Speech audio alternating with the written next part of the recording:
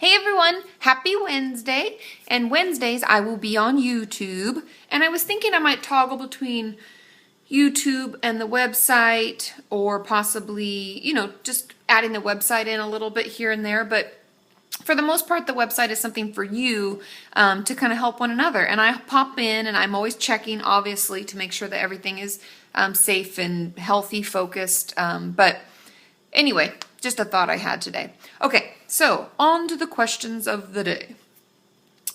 And I'm not going to tell you what their name is unless this was a comment from a video, because that's something that's public and I feel like they'll be safe. They'll feel okay me sharing it. But if it's something that was in my inbox, then I won't tell you who asked it. So MedNerd19 asked me on YouTube, how can I get support from my loved ones through my eating disorder recovery when they're in denial about me even having one? And that's really hard. I know that happens to a lot of us, hence why I'm answering the question. And truth be told, I would push through with the steps that you need to get help. So whether that means you tell your mom or your dad, hey, I need to see the insurance card, I need to call because I need to make an appointment with a therapist, or whatever that means, as far as that, you just keep taking those steps for your own recovery. And once you have a therapist, I would ask them to come into a session with you. And if you even want, sometimes a therapist like myself will call and set up an appointment with them. Obviously, you'd be there as well, but I would cater it to their schedule so that we'd be more likely to get them to come in, and then they could talk with me a little, and I would obviously talk to you ahead of time, make sure it's okay that I call and that I talk to them, but it's another way to get them involved. And in my experience, most parents, especially if you want their support, because that usually means that you have a good relationship with them, at least somewhat, and it's important for you. Usually parents will rise to the occasion, and as they see us taking it seriously and they actually see professionals recognize that it's an issue, they'll get on board as well. So that would be my recommendation, and that's something that all of you can help out with. So if you leave your comments below on how you got your parents involved, if they were reluctant to even admit you had a problem, because I know I've said in previous videos, a lot of times parents, it takes them a while to actually let the information soak in and recognize that, oh my gosh, my child is struggling, because that can be hard for them. So it can take them a little while, but in that time, we can set up appointments and we can make things happen and we can get the help we need. And by the time they've become okay with it, they're there to help us, okay? And like I said, leave comments below and share what's worked and been helpful so that we can each help one another, because I know that happens a lot, unfortunately. Second question, and obviously I'm looking at my laptop, don't think I'm being weird. Is it considered sexual abuse or sexual assault if someone the same age as you made you do things you didn't want to? And it could be considered both. It depends on what happened, but usually if they're the same age as you, it's sexual assault.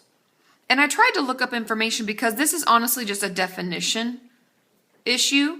But the main thing that I want to focus on for this question is that yes, you should tell someone, and yes, you can report it, and yes, you can get help for it. Because it doesn't matter what age people are. It doesn't matter how much older they are, if they're the same age, if they're younger. We're still being hurt, and it's still a form of sexual abuse. The reason I believe they call, and this is just from the definitions I looked up, through the DSM and through online, through like WebMD and stuff like that. Sexual assault is usually something that's done with adults, like adult to adult. Like let's say, heaven forbid, I'm walking back from yoga and some dude comes over me and forces me to do things. That would be sexual assault. But usually when it's a parent to a child, they call it sexual abuse. And since you're both young, my guess would be that it's sexual abuse. But like I said, the most important thing is that yes, you were harmed, and yes, you have a right to report it, and you have a right to get better and get the help you need. And I would still pick up that workbook. It doesn't matter if someone's older, younger, whatever. Sexual abuse is sexual abuse, and we're being hurt, and that the Courage to Heal workbook is really helpful. Just because it focuses on people who are abused as children doesn't mean that it's not applicable for all of us. It's kind of like my eating disorder workbook on my website that's free. It can still actually work for self-harm people. You just change out the ED for SH and you can kind of make it work for you. So yeah, that's my answer to that question. Number 3, can we still recover if there's abuse still going on in our life, like it's currently happening? It's really hard. Yes, we can work on ourselves, and yes, we can make things a little better, but it's really hard when the harm is still happening because we can't really feel safe. We can't start moving through the stages and the steps of recovery if they're still hurting us all the time.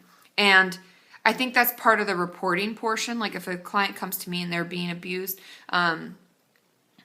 I would report it, and they probably have to get the person who's abusing them out of the house. And I know that's scary for a lot of you, and you're like, that's why I don't want to tell anybody, but you don't have to keep being abused. You don't deserve that. You deserve to feel safe. You deserve the freedom from that. And I know that abusers often manipulate, and they tell us things like, I'll hurt your mother, I'll hurt your sister, I'll hurt somebody else, they won't believe you, blah, blah, blah. They tell us all sorts of things, but don't believe it. You deserve to report it. You deserve to get help. And once we get that person out of our lives is when we can really, really start recovering and really start helping ourselves. So please, please let someone know. Speak up, because your voice is powerful. You deserve recovery, and you're worth the fight, I promise. I know it's hard, but none of what's happening is your fault, okay? No matter what they say, none of it is your fault. Okay, and that brings me to number 4. And this is actually a really interesting question. That's actually why I'm answering it, because I think it's a great question for us to look at and think about. And this is someone's great idea because she is struggling to tell her psychiatrist everything that's going on with her and what she's really struggling with. And she wondered if she could bring her friend with her who knows everything to help tell it. And as long as it's fine with your psychiatrist, there is nothing wrong with it. I would let you bring that person into session with me if you felt that helped. I wouldn't let them stay all session, but I would ask you why they're there. You could tell me, and they could help you share the information. And then I would say, thank you so much for coming. Do you mind waiting in the waiting room while we finish up? Because I wouldn't want your time to be taken up at all. Not that, I just would want to make sure it's still your time, if that makes sense. So I think that's a great idea. I would call your psychiatrist and ask, and then I would make sure your friend can make it to the next appointment. Great. Thank you so much for sharing that, by the way, too. And I know this is my inbox, that's why I'm not sharing your name, but I think this might be helpful for everybody else. So, and that's why the comment section is so amazing, because we can help one another, right? And the forums and the website, too, are great, too. Number 5. Do I have an eating disorder? Okay, now I know I did this in my old FAQ, like it's pretty much my original Q&A video.